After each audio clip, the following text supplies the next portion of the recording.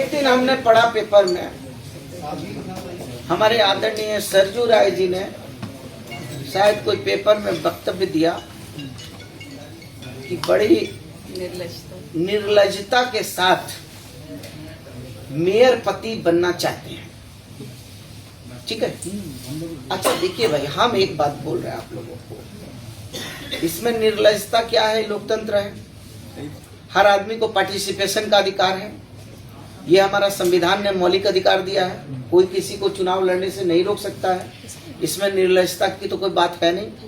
अब मेयर पति की बात है, यहाँ तो मुखिया पति भी होता है, तो मेयर पत्नी होगी तो उसका तो हम पति होंगे ही होंगे, हम उसको तलाक देके तो नहीं निकालेंगे, क्योंकि हमने तो उसके मांग में सिंदूर डाला है, तो सिंदूर डाल के धर्म पत्नी बनाया है।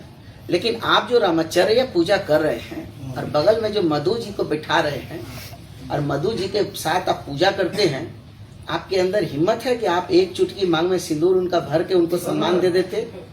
आपकी औकात है?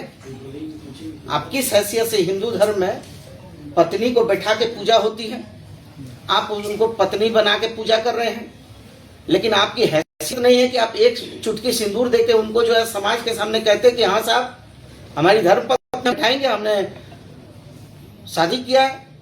अभी तो सुप्रीम कोर्ट ने तो एक्स्ट्रा मैरिटल अफेयर में भी आजादी दे दिया, तो संवैधानिक रूप से भी आप आजाद हैं, लेकिन आपको औकात नहीं है कि एक चुटकी सिंदूर डालने की। लेकिन हमने तो अपनी धर्म पत्नी बनाया है, शादी की है विधिवत, तो या तो ये हमको अंत्येष्टि तक जाएगी हमारे साथ, या मैं जाऊंगा इसके साथ अंत्येष्टि तक, छोड़ तो नहीं सकता हूं किसी के लिए।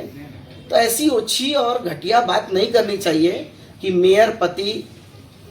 अब आपको कैसे हम बोलेंगे कि जो है कि ओछी बात नहीं करेंगे, इसलिए इस तरह की गंदी और घटिया बात उनको नहीं करनी चाहिए। इनका कहना है कि एक मधु नाम की महिला है,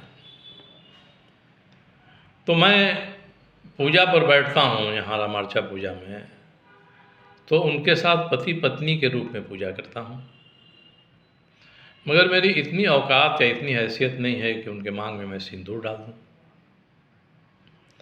अब इस बेहूदगी का कोई जवाब नहीं हो सकता है।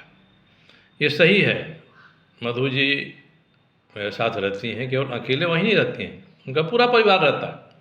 40 साल के करीब उनकी बेटी है, शादीशुदा है, 38 साल के आसपास 37-38 साल का उनका बेटा है, वो मेरे साथ रहता है। उनकी माँ भी आकर रहती हैं वहाँ पर। हमारे परिवार के भी जो लोग रांची में रहते हैं वो सब भी आते जाते रहते हैं वहाँ पर। तो अब ये कह रहे हैं कि मैं पति पत्नी की तरह पूजा करता हूँ।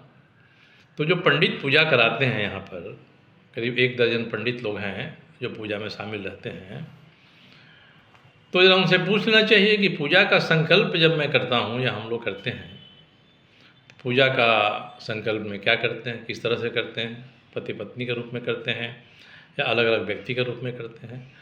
और पूजा में केवल एक ही महिला नहीं रहती हैं, उनके परिवार के भी बेटा बेटी माँ सब रहते हैं। मेरे परिवार की मेरी बहू है और जो संबंधी यहाँ हैं उन सब के घर की महिलाएं रहती हैं।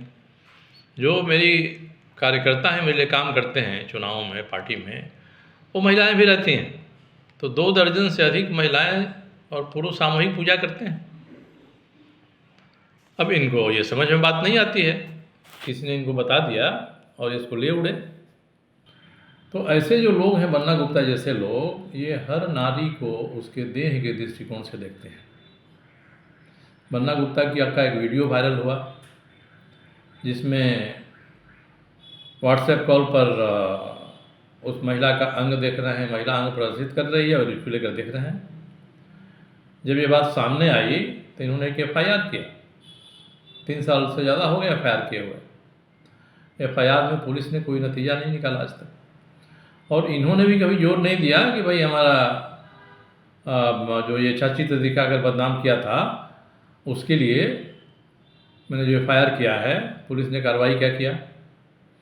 और मुझे जो जानकारी मिली है कि जब ये वीडियो FSL में भेजा पुलिस ने यहाँ की, तो FSL से जो रिपोर्ट आई है उसमें यही है कि ये वीडियो इतना अधिक ब्लर्ड है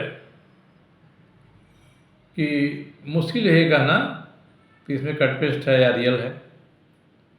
तो पुलिस जब मंत्री थे वो, पुलिस ने कैसा वीडियो भेजा है, जबकि आज भी सार्वजनिक है वीडियो और बिल्कुल स्पष्ट है।